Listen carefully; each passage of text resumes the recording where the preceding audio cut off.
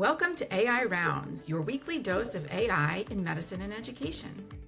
We are your hosts, Dr. Nuria and Dr. Morgan Leaf. Each week, we'll bring you a quick dive into the latest in artificial intelligence and how it's transforming healthcare, medical education, and medical communications. From the tools changing how we teach, learn, and write, to breakthroughs shaping patient care. If it's new, exciting, or just plain useful, we're talking about it. In just 10 to 15 minutes, we'll get you up to speed and maybe even spark your next big idea. Let's make the rounds. Hi, Nuria. How are you? I'm good, Morgan. How are you doing? I'm good. Let me tell you something. Here in California, in Santa Barbara, I like to stalk the gas stations to always know which gas station has the cheapest price. And the cheapest gas price here in California, and I'll tell you because this episode might not air actually for a couple weeks. So I'll tell the listeners today is Tuesday, March 24th. We're recording this. The cheapest gas I can find is $5.37 a gallon. What's it like in Maryland?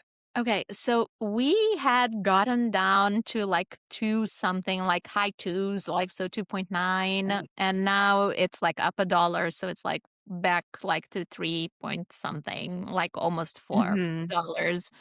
Yeah. Yeah, that's about for us. We were at about $4.30 a couple weeks ago. Yeah. Yeah.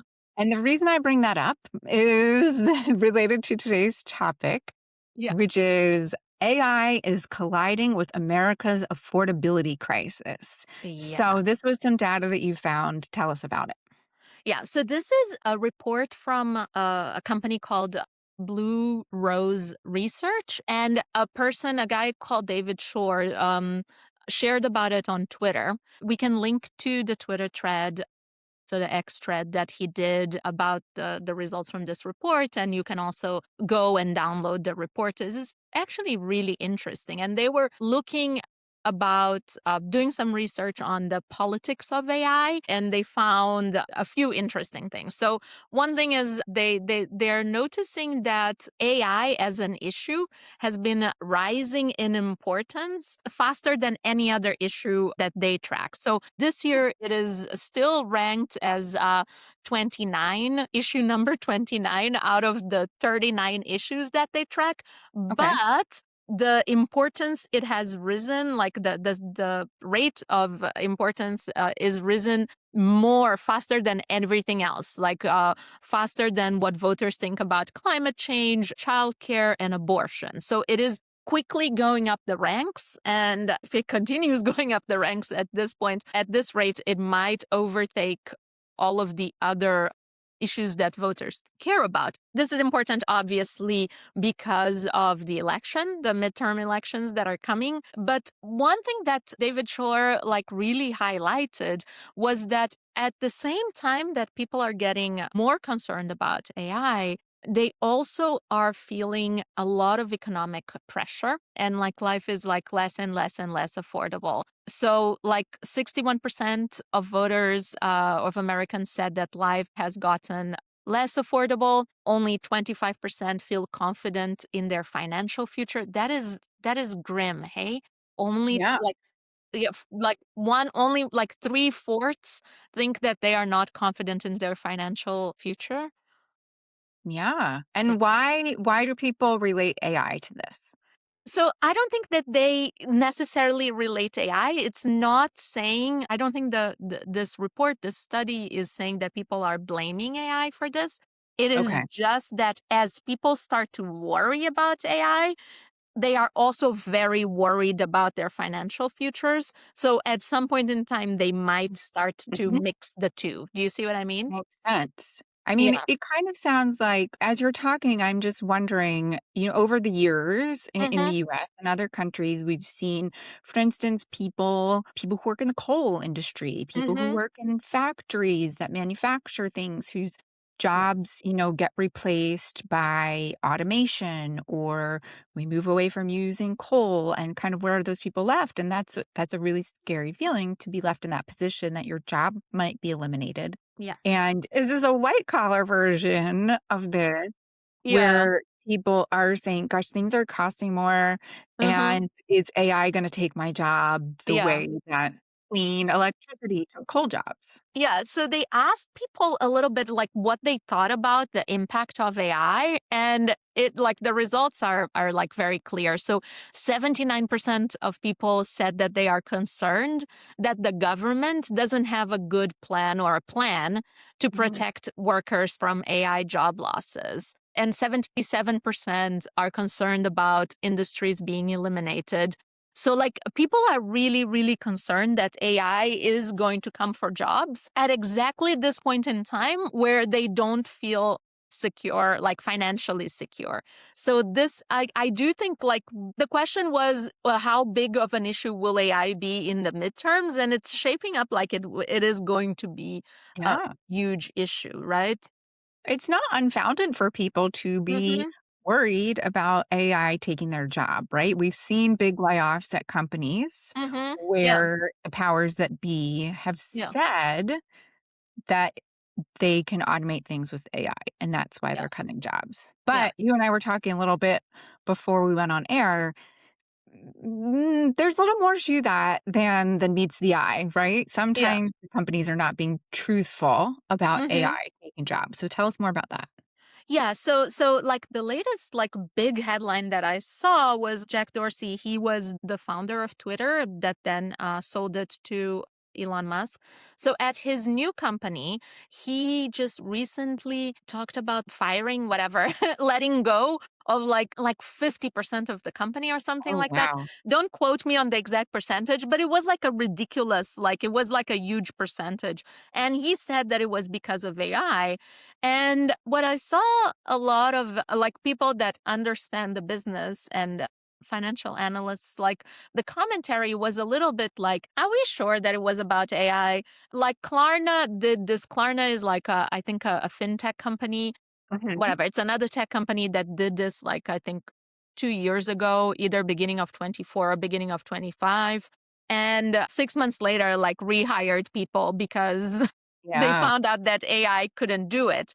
And like what some analysts I heard on a podcast saying was that it sounds better to shareholders if you say that the reason you're firing so many people, letting go of so many people is because of AI, because that sounds like you're becoming more efficient. It sounds Yeah. like your business is improving. But the reality might just be that you overhired after the pandemic. Yeah.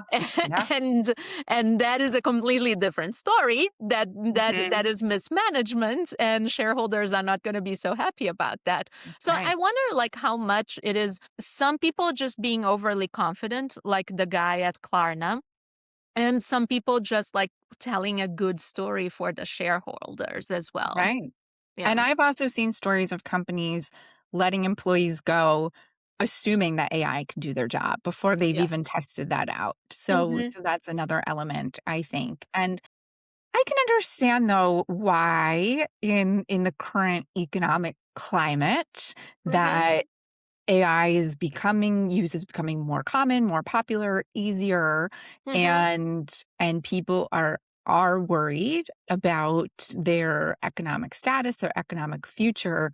Hmm. And it makes sense to me. I don't think anybody's wrong for worrying Yeah. about whether these two things are related, you know? Yeah. I do wonder if any politicians are interested in discussing this issue, will campaign on this issue.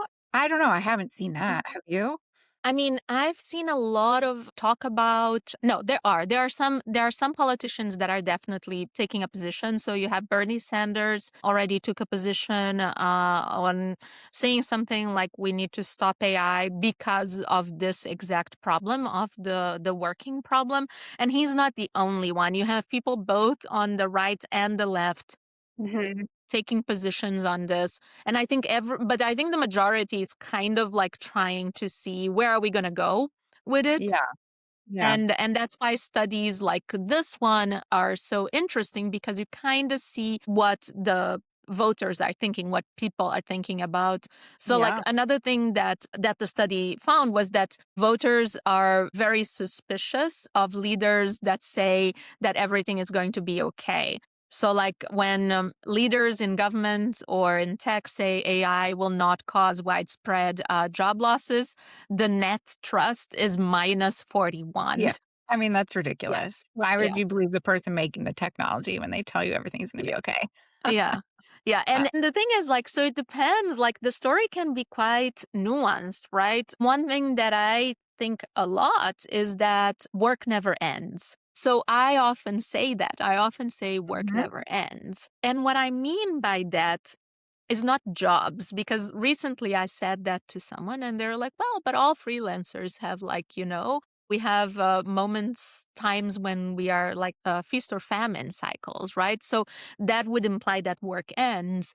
And I think there's a difference between work and jobs. Mhm.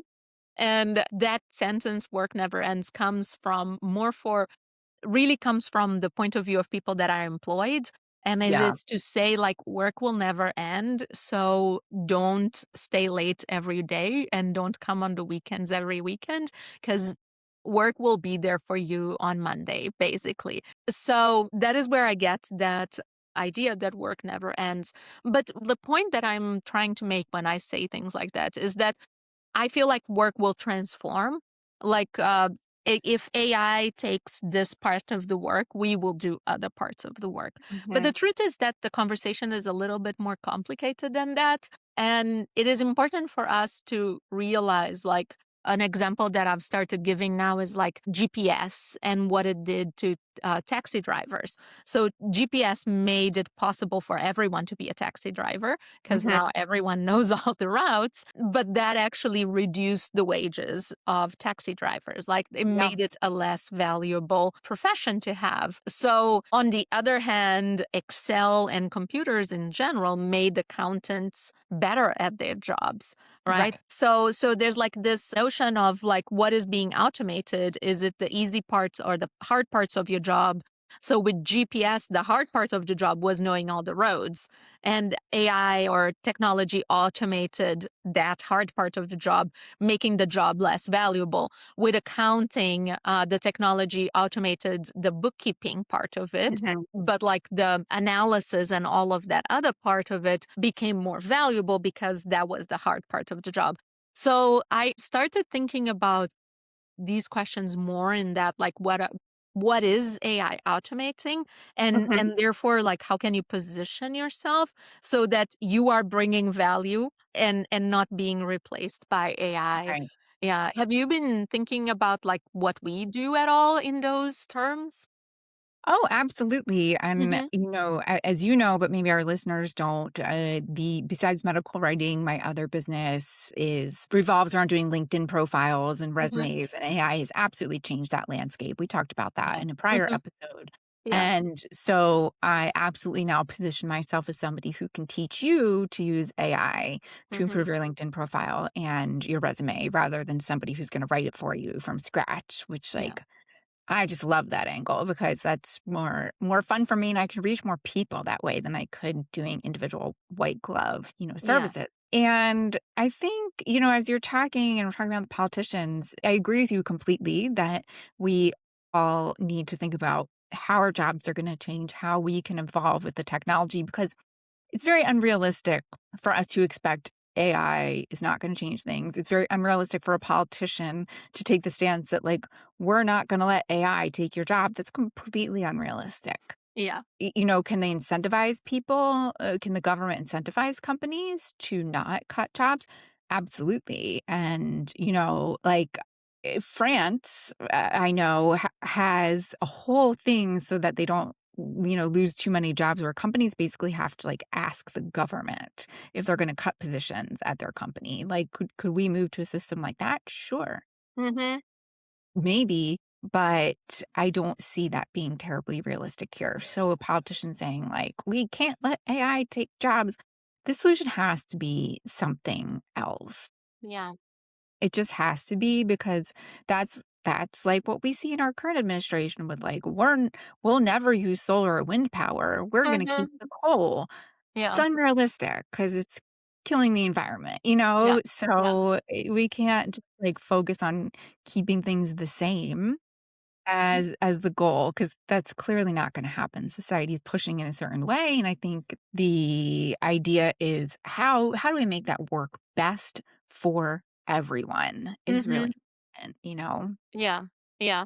Especially because when we're talking about AI taking jobs and we can change our skill sets, we have very advanced degrees.